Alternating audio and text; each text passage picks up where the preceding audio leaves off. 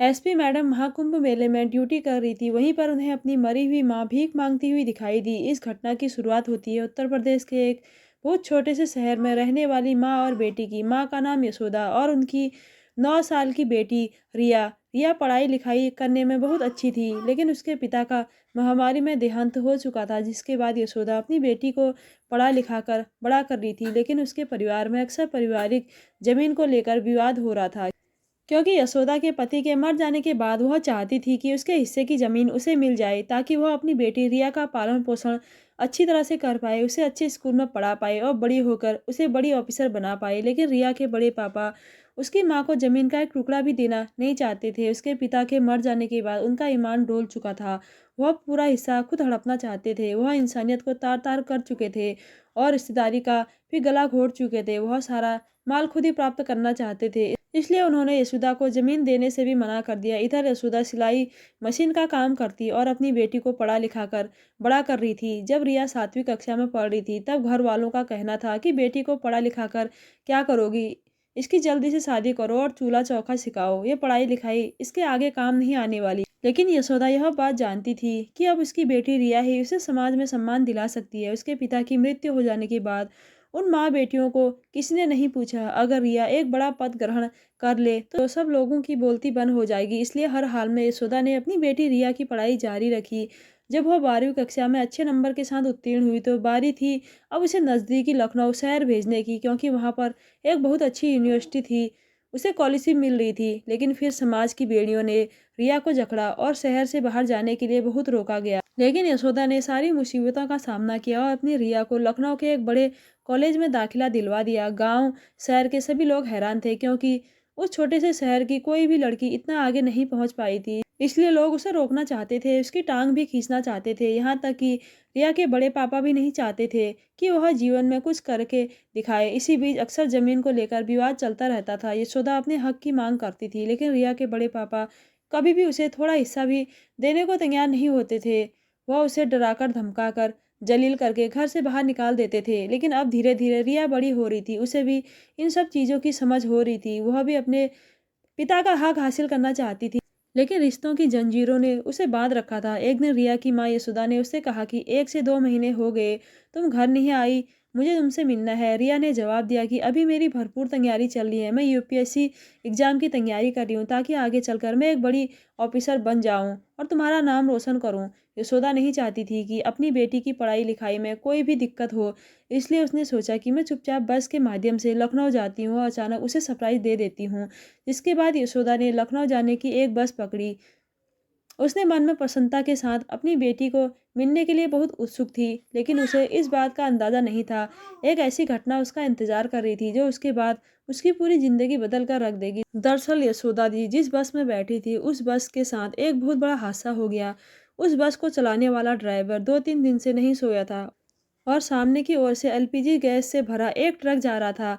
वह कई बार अपनी पलकें बंद कर चुका था, लेकिन अब उसकी एक गलती सभी बस यात्रियों की भयंकर मृत्यु का कारण बनी। दरअसल जब एलपीजी गैस से भरा ट्रक सड़क पर सामने जा रहा था, उसी समय बस ड्राइवर की आंख लगी और उसने अपनी बस को एलपीजी ट्रक के अंदर भर दिया, जिससे गैस का स्राव होने लगा। गैस बाहर निकल रही थी। इसी बीच एक बड़ा धमाका हुआ, जिससे सब लोग आश्चर्यचकित रह गए। तकरीबन आधे से 1 किलोमीटर तक उस भयंकर धमाके की आवाज़ सुनाई दी। आसपास जो कारें खड़ी थी वह सब उस धमाके की चपेट में आ गई। उस समय यशोदा के साथ उस बस में 40 यात्री मौजूद थे और 30 यात्री उसी समय जलकर मर चुके थे। यहाँ तक कि यशोदा की हालत भी बहुत गंभीर थी, उसका 20% शरीर जल चुका था। अब समय था इस दुर्घटना के बारे में परिजनों के आने का। सरकार हर दुर्घटनाग्रस्त व्यक्ति के परिजन को बुला रही थी, लेकिन किसी के पास भी रिया का नंबर नहीं था। यहाँ तक कि रिया तो जानती भी नहीं थी कि यशोदा बस के माध्यम से उसे सरप्राइज देने लखनऊ आ रही थी। तभी रिया के बड़े पापा को सरकार की ओर से एक फ़ोन गया, जिसमें उसे पता चला कि यशोदा दुर्घटना वाली बस का ही शिकार हो चुकी है।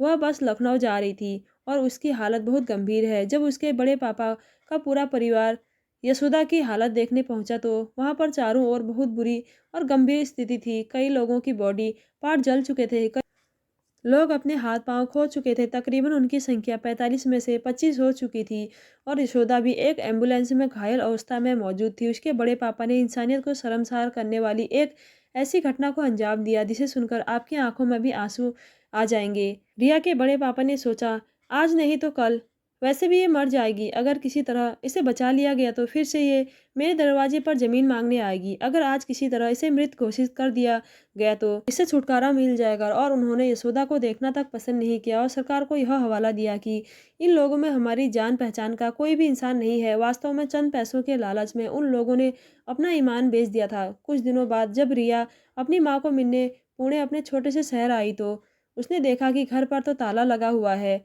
अपनी माँ को इधर उधर ढूंढते ढूंढते जब वह अपने बड़े पापा के घर पहुंची, वहां से उसे जानकारी मिली कि उसकी माँ तो मर चुकी है। अचानक से इतना बड़ा झटका रिया सहन नहीं कर पाई। उसे समझ नहीं आ रहा था आखिर यह सब कैसे हुआ। उसने अपने रिश्तेदारों से कहा, आप इस घटना के बारे में मुझे उसी समय नहीं बता सकते क्या? मैं इतनी पढ़ाई हो गई हूँ, लेकिन सबका कहना था हमारे पास तुम्हारा मोबाइल नंबर नहीं था। हम तुम्हें कहाँ ढूंढते फिरते। दुर्घटना को हुए तकरीबन 2 महीने बीत चुके थे। यशोदा अब कहाँ थी? अब यह सवाल था।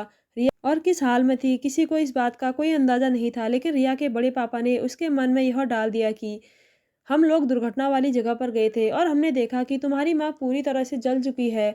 वहां पर उसकी डेड बॉडी पड़ी हुई थी। हमने अपनापन दिखाते हुए उसका अंतिम संस्कार किया। तुम्हारी माँ की आत्मा को मुक्ति मिल सके। तुम्हें तो हमारा एहसान मानना चाहिए, बल्कि तुम हम पर ही गुस्सा कर रही हो। अब तक रिया हार चुकी थी, उसके पास कोई जवाब नहीं था। फिर उदास मन से उस शहर को हमेशा के लिए भुलाकर वह फिर से लखनऊ आ गई। अपनी माँ के ख्याल उसे परेशान कर रहे थे। मन में एक विचार आ रहा था कि काश मैं माँ के कहने पर उस दिन अपने घर चली जाती तो शायद माँ की जान बच जाती, क्योंकि वह खुद मुझसे ही मिलने लखनऊ आ रही थी और उसी बस में दुर्घटना का शिकार होगी। रिया दिन प्रतिदिन डिप्रेशन में जा रही थी। अपनी पढ़ाई लिखाई पर भी ध्यान नहीं लगा पा रही थी। लेकिन तभी तरुण के रूप में उसे एक सहारा मिला जो उसके साथ पढ़ाई करता था। उसने उससे कहा कि तुम्हारी माँ बहुत अच्छी थी, बहुत हिम्मत वाली थी, जिसने अपने पति के जाने के बाद उन्होंने तुम्हारा अच्छा खासा ख्याल रखा। जहाँ समाज ने चाहा कि तुम पढ़ाई ना करो, वहाँ पर तुम्हें पढ़ने के लिए उन्होंने सिलाई का काम किया। अपनी खुशियों को मार दिया, लेकिन तुम्हारी खुशियों को कभी मरने नहीं दिया। खुद फटे पुराने कपड़े पहन लिए, लेकिन तुम्हारे लिए नए वस्त्र लाई। उसी को तो माँ कहते हैं। क्या तुम उस माँ का एक सपना पूरा नहीं करोगी? तुम्हारी माँ चाहती थी तुम बड़ी ऑफिसर बनो।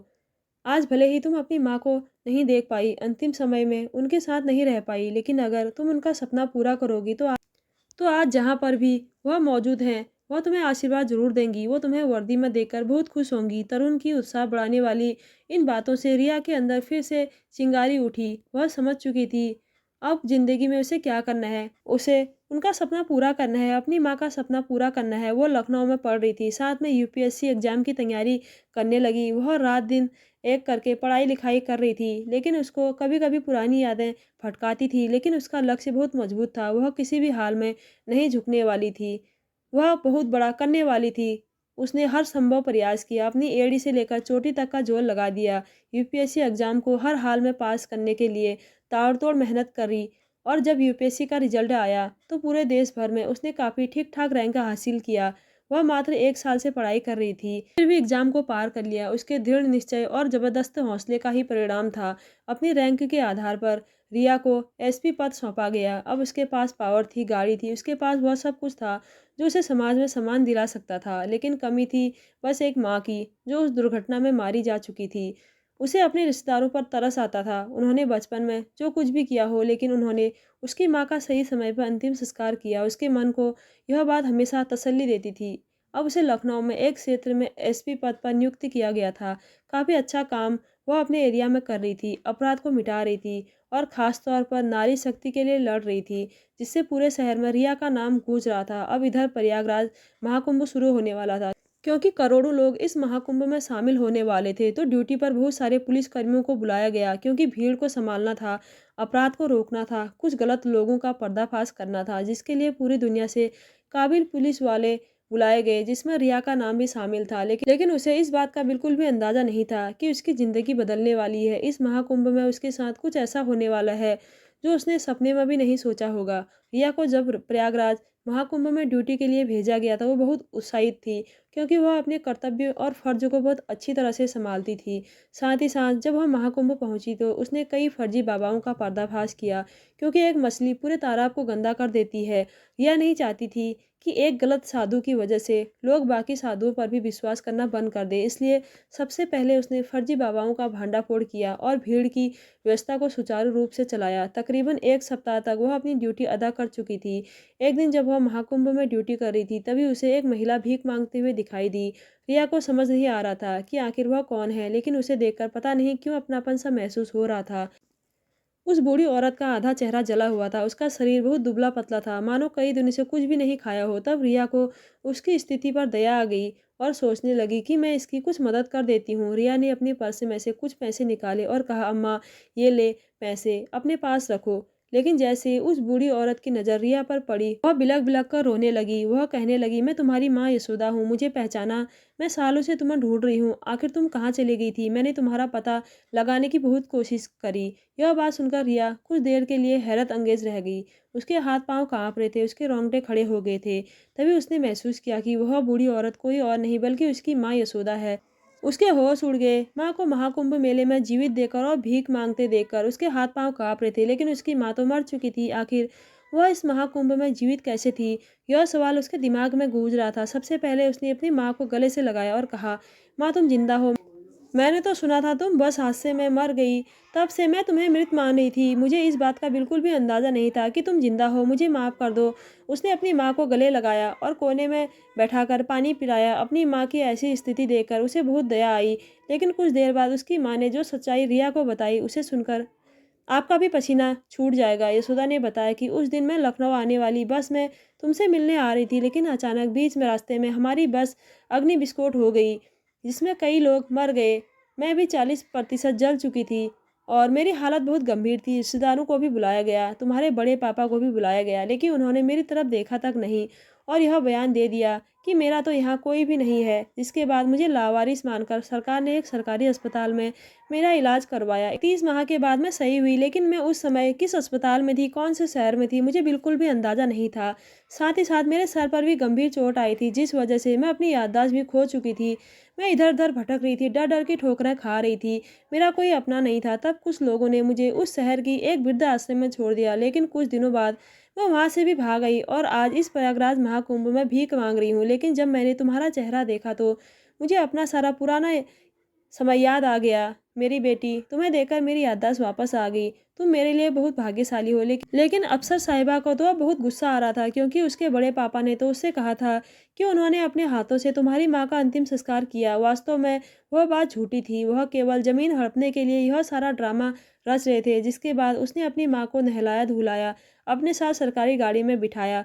उसी समय छुट्टी लेकर उत्तर प्रदेश के अपने गांव पहुंची और वहां पर अपने बड़े पापा को 2 थप्पड़ मारकर रिया ने उन्हें धूल चटा दी। अपनी माँ को सामने पेश किया और कहा, आप तो कह रहे थे आपने माँ का अंतिम संस्कार किया है, तो यह औरत कौन है? तभी सभी लोग ने यशोदा को सही सलामत देखा तो उनके भी रोंगटे खड़े हो गए, क्योंकि उन्हें अंदाजा नहीं था कि यशोदा बच जाएगी। जिसके बाद सबके सामने यह सच्चाई आई। रिया के बड़े पापा जमीन हड़पना चाहते थे। जमीन का एक भी टुकड़ा यशोदा को ना देना पड़े, इसलिए उन्होंने यह घटिया चाल चली थी, जो वास्तव में इंसानियत को शर्मसार करने वाली थी। जिसके बाद रिया ने हिम्मत नहीं हारी और अपनी माँ को उसका हक दिलाने के लिए लखनऊ का सबसे बड़ा वकील किया। उसके पास पावर थी, पद था।